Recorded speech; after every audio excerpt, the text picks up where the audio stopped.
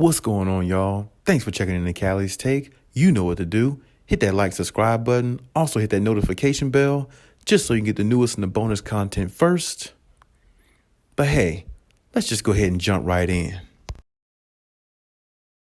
I was reading some reports about Patrick Beverley, the Lakers, the Clippers, all the above, and it spoke about, one of the sites I was looking at, FanSided, and a few other ones I was looking at, it spoke about, Patrick Beverley having an impact on the rivalry between the Lakers and the Clippers.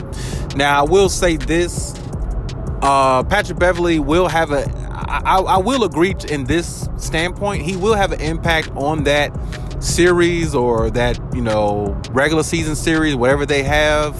I know they're going to play in the regular season, of course. I don't know if they're going to play in the postseason, but regardless, he will have an impact on, the Lakers-Clippers rivalry simply because he's played for both teams and simply for the fact that he's closer to players on the Clippers than he is to players on the Lakers. But, of course, he's a part of the Lakers now, so that's the only team that he knows. And that's who he's going to ride for, because Patrick Beverley is a ride-or-die type guy. And that's why a lot of people do respect him, because, when he's with you, he's with you. If he's against you, if you're not on his team, he's against you. I just hope that Patrick Beverley keeps it within the lines of, playing fair, not dirty, not doing no trickery BS, not trying to undercut nobody, take their legs out. Patrick Beverley is known for some cheap shots and some cheap antics at times, and I would hate to see any Clippers player, suffer an injury or something like that because Patrick Beverley's trying to, do too much, and he really doesn't care about the outcome of nobody else unless they're on his team. And I definitely respect that. I just think that we can play, great basketball without, trying to hurt somebody or do anything like that. Because, honestly, let's just keep it real. Like last year or year before last, I don't know if you want to categorize that, but when they played the Phoenix Suns, the Clippers played the Phoenix Suns in a 7-game series and lost to them in 6 games.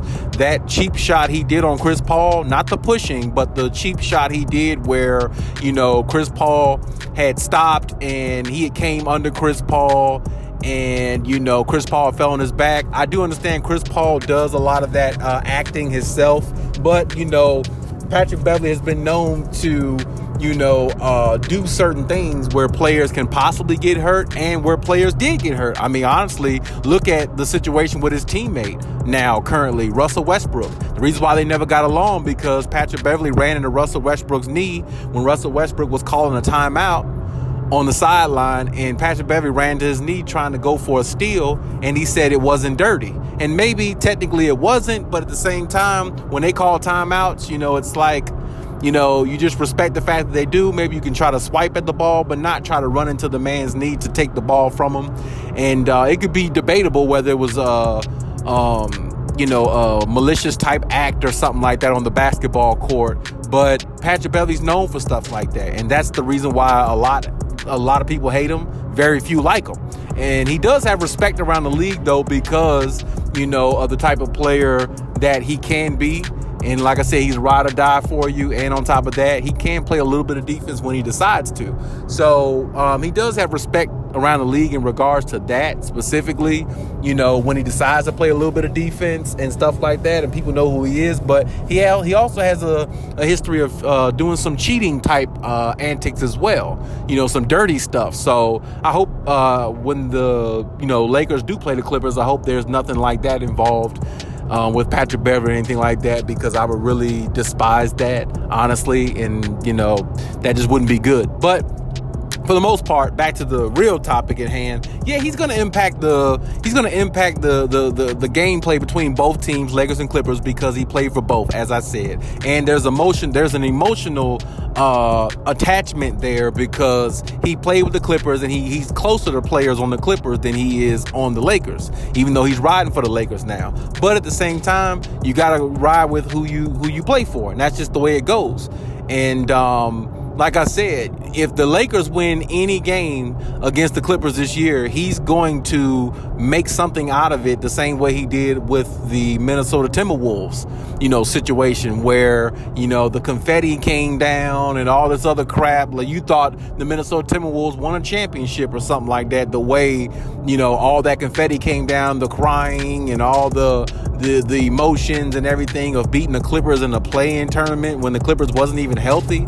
I mean, it's just ridiculous. But I mean, that's pretty much the only part I think where it's going to maybe ramp up, the rivalry a little bit, because Patrick Beverley is the type of guy who can ramp things up, with his antics and the way that he is as a person, the way he comes off. And on top of that, like I said, if the Clippers win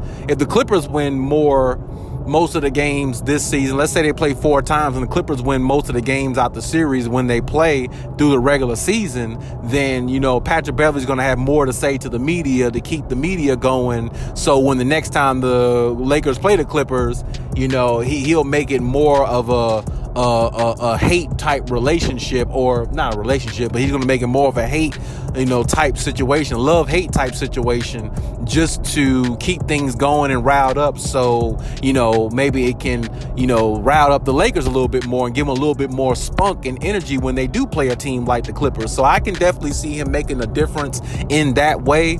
And like I said, just for the emotional fact of him, being a Clipper, always being looked at as a Clipper, now he's a Laker. It's just a lot that goes into that, for a lot of us LA fans. You see what I'm saying? Because if you're a Clippers fan, you definitely want to see Patrick Beverley with the Clippers, because it just seems more right and it seems like that's where he should be. And then if you're a Lakers fan, you'll take Patrick Beverley because he's been a thorn on your side a little bit, because you just despise him. But now I guess you love him because he's on your team and he can give you a little bit more, fight and energy on the defensive end, something the Lakers didn't have last year. So I mean, it's a win.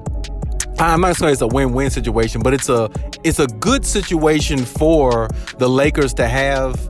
And the way I'm looking at it, it's a good situation for the Clippers too, because, if they still had Patrick Beverley and some of the others, maybe they wouldn't have an opportunity to get John Wall. Maybe they wouldn't have an opportunity to get an actual true point guard that can help anchor their offense, because Rondo wasn't it. He was gassed, he was washed, he was trash, and that's that. But my point is, now they got a point guard in John Wall. Hopefully he's over, a lot of the things he went through, which he talked about, and hopefully he's really ready to play basketball again. And looking at his workouts and hearing good things about his workouts and stuff, his work ethic and everything, he's definitely ready to perform once again and, put on a performance for the NBA world, so they can see that he's still the star player that, he once was. So, I mean, like I said, the rivalry between the Lakers and Clippers, it's always pretty much predominantly going to be the same. Nothing's going to be too much different. I expect the rivalry to be, for what it's worth,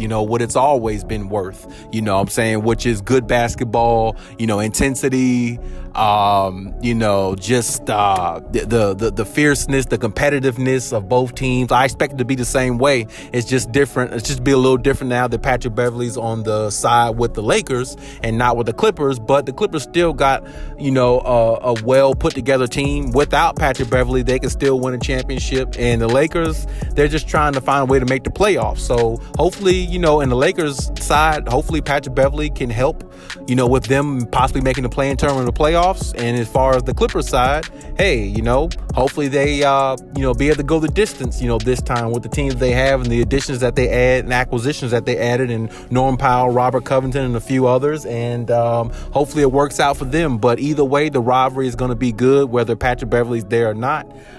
It's always a great rivalry between LeBron and Kawhi.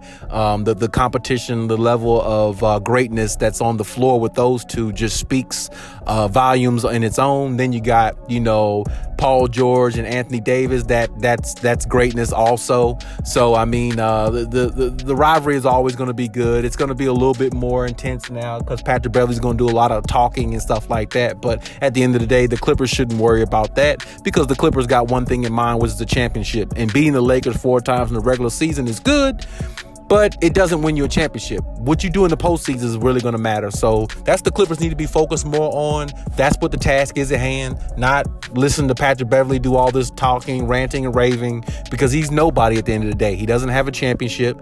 He might not ever win a championship, and the Clippers have an opportunity to do that, to win a championship, something that he might not ever do. So all the talking that he does is great, but talking is nothing without the action. So if the Clippers win the championship, it doesn't matter whether the Lakers beat them 3 out of 4 times this season. If the Clippers find a way to win the championship, they're the best team in LA. Right now, they're the best team in LA because they beat you 4 times last year without their superstars. And that's just the way it is. And that's just the way it's going to be going forward unless, something changes.